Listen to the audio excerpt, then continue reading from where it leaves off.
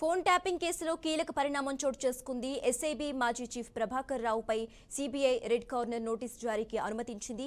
ఇక ఓ channel MD Shravan రావుపై కూడా రెడ్ కార్నర్ నోటీసు జారీకి సిద్ధమైంది. ఫోన్ ట్యాపింగ్ కేసులో మాజీ ఐపీఎస్ అధికారి ప్రభాకర్ రావు నిందితుడిగా ఉన్నారు. ఫోన్ ట్యాపింగ్ కేసులో ప్రభాకర్ రావుపై రెడ్ కార్నర్ నోటీసు జారీ చేయాలని ఇంటర్పోల్కు సీబీఐ లేఖ రాసింది. ప్రభాకర్ రావుపై రెడ్ కార్నర్ నోటీసు అనుమతి ఇచ్చాలని సీబీఐకి సిటీ పోలీసు లేఖ రాశారు. దీంతో హైదరాబాద్ పోలీసుల విజ్ఞప్తి సీబీఐ అనుమతించింది. ఇంటర్పోల్ ద్వారా ప్రభాకర్ రావు, శ్రవణ్ రావులకు త్వరలో రెడ్ కార్నర్ నోటీసులు జారీ కానున్నాయి.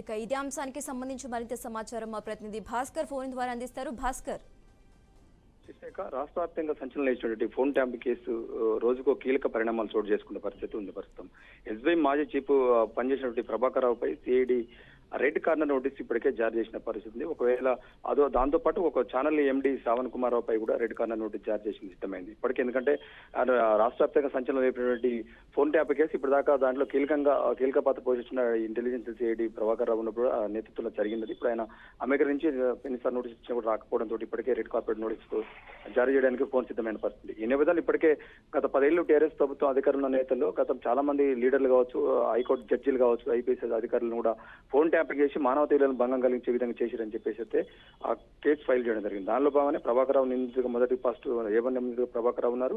ఆ తర్వాత మరి కొంతమంది పోలీసు అధికారులు ఉన్న పరిస్థితి. ఈ నేపథ్యంలో ప్రధానంగా రాష్ట్ర వ్యాప్తంగా సంచలనమైనటువంటి దీనికి సంబంధించి ఫోన్ ట్యాపింగ్ కేసు మొత్తం ప్రభాకర్ రావుకు రెడ్ కార్నర్ నోటీస్ ఇచ్చే అవకాశం ఉంటుంది. Shashirekha. Okay, right. Thanks for updates Bhaskar.